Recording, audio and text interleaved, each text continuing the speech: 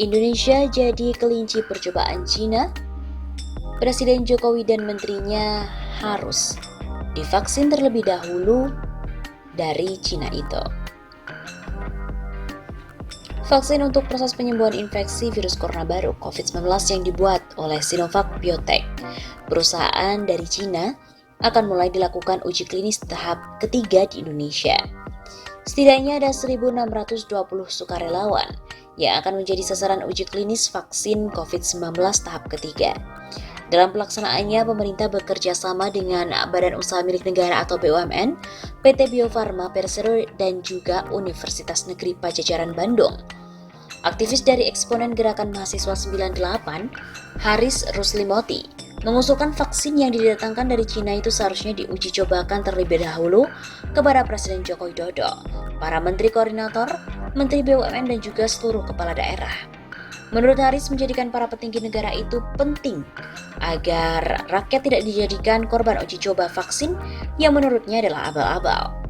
Sobat, ada baiknya vaksin abal-abal yang diimpor dari Cina itu diuji coba dulu ke Presiden, Menko, Menteri BUMN, dan seluruh kepala daerah. Biar mereka yang jadi kelinci percobaan, jangan korbankan rakyat dengan vaksin abal-abal.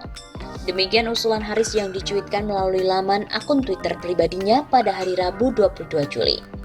Jokowi pun memastikan jika dalam proses uji klinis nanti hasilnya bisa menjadi obat pemulihan korban infeksi COVID-19, maka pemerintah siap untuk memproduksi secara massal vaksin Sinovac itu. Proses dan protokolnya mendapatkan pendampingan secara ketat oleh BPOM. Apabila berhasil, BUMN Bio Farma siap memproduksi vaksin ini dengan kapasitas 100 juta dosis per tahun. Demikian kata Joko Widodo. Sebagai informasi, vaksin Sinovac ini sudah tiba di Indonesia pada hari Minggu lalu, yaitu pada tanggal 19 Juli.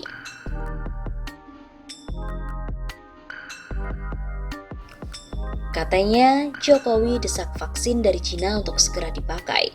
Profesor pun bilang, nggak bisa, karena nanti tak tahu apa efek sampingnya.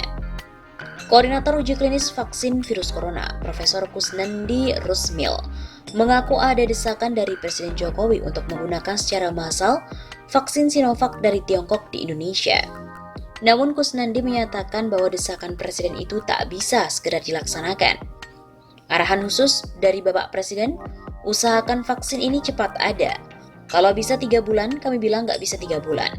Karena kita harus melakukan dengan hati-hati dan dengan benar. Kata Kusnandi usai menemui pria yang akrab disapa Jokowi itu di Istana Kepresidenan Jakarta Pusat pada hari Selasa 21 Juli. Menurut Kusnandi lagi, pihaknya harus melewati tahap uji klinis sebelum menerapkannya untuk umum. Dan tata cara uji klinis itu sudah diatur secara ketat oleh WHO. Harus begini dan nggak boleh dicepetin atau bagaimana. Nanti hasilnya pun tidak baik dan malah nanti vaksin ini tidak terpantau efek sampingnya dan kemudian manfaatnya. Kusnandi yang merupakan dokter spesialis anak banyak mengerjakan tentang imunisasi dan uji klinis. Mengklaim sudah meneliti vaksin lebih dari 20 tahun dan telah mengerjakan 32 uji klinis di Indonesia. Tadi sudah ketemu sama Pak Presiden dan Pak Presiden sangat menyokong uji klinis ini, yang diharapkan selesai pada Januari. Uji klinis ini fase 3. Kusnandi juga mengatakan Indonesia tak sendiri melakukan uji klinis terhadap vaksin Sinovac dari Tiongkok. Ada pula India, Bangladesh, Afrika, dan Amerika Latin juga melakukan hal yang sama. Uji klinis yang 1 dan kedua itu telah dilakukan di Cina dengan hasil yang baik. Nah sekarang kita uji klinis fase ketiga di beberapa negara dengan harapan semuanya akan hasilnya baik, sehingga vaksin bisa dipergunakan dengan jelas.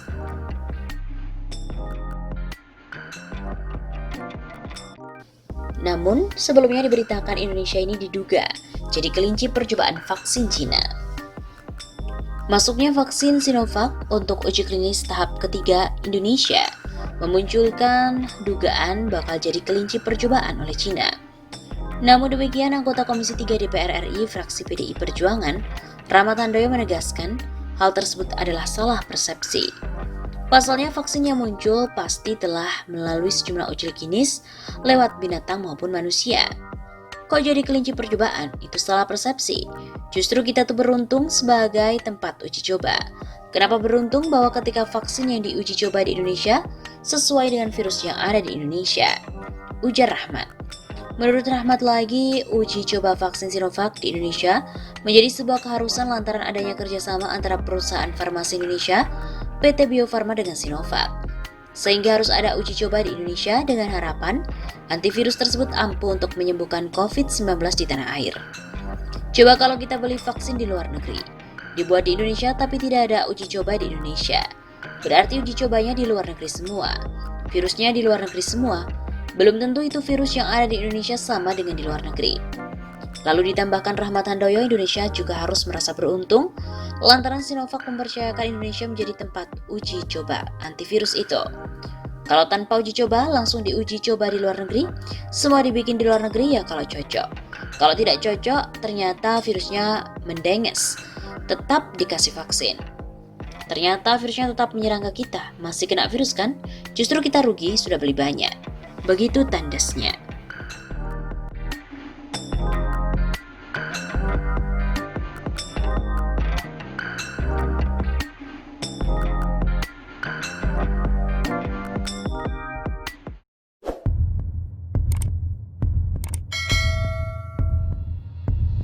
COVID-19 dinilai sedang melakukan proses kudeta terhadap semua kekuasaan.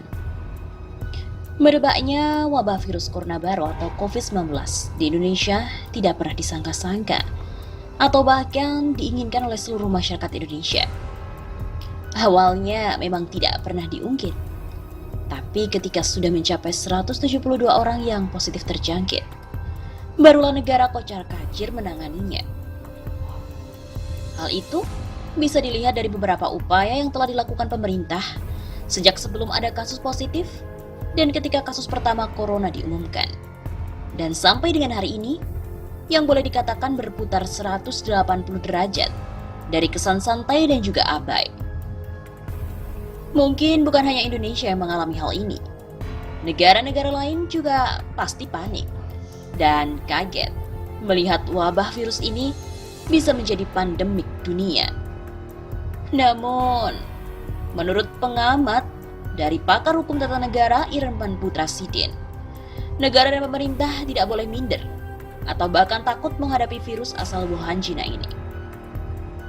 Kita tahu, negara dimanapun begitu berani, bahkan terkadang begitu lantang atas nama hukum dan konstitusi, melakukan tindakan represif terhadap warga negara yang mungkin hanya melakukan protes atas kebijakannya. Begitu kata Irman Putra Sidin dalam sebuah video berjudul "Kekuasaan Sedang Dikudeta" yang diupload di akun YouTube-nya pada hari Rabu 18 Maret yang lalu. Oleh karena itu, mantan pengacara konstitusional pertama Lembaga Kepresidenan RI ini berharap kepada pemerintah untuk bersama-sama menanggulangi wabah ini. Yang pasti, COVID-19 sedang tidak memprotes kebijakan negara. COVID-19 saat ini sedang melakukan proses kudeta ke semua kekuasaan yang sah yang dimiliki oleh negara, termasuk umat manusia di dalamnya. Oleh karenanya kita butuh pemimpin negara dengan segala otoritas hukum dan pemerintahan yang sudah kita berikan begitu besar untuk memberikan spirit kepada kita. Begitu tambahnya.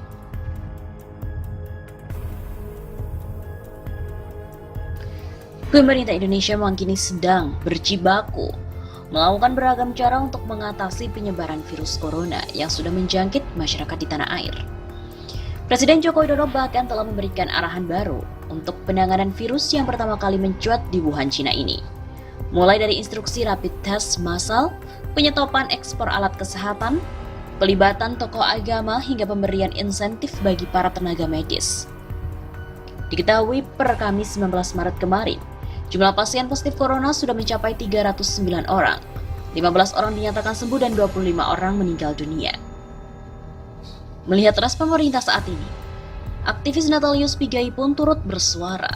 Mantan Komisioner Komnas HAM ini juga bahkan berujar, sempat memperingatkan pemerintah soal bahaya virus corona sebelum menyebar seperti saat ini.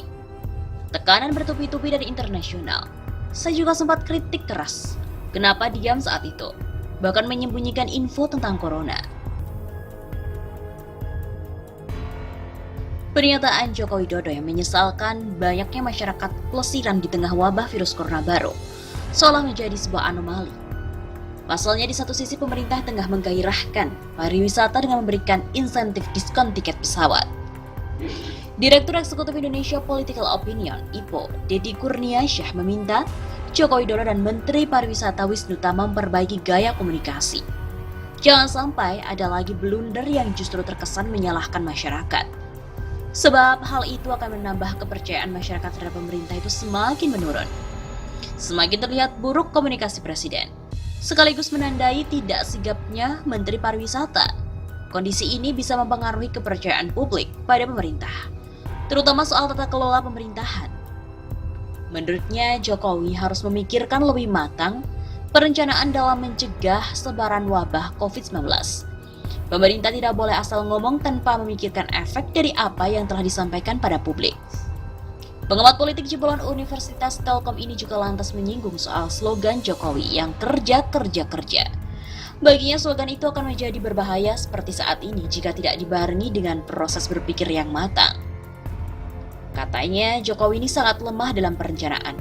Slogan kerja saja tanpa berpikir membuktikan negara ini dikelola dengan anomali.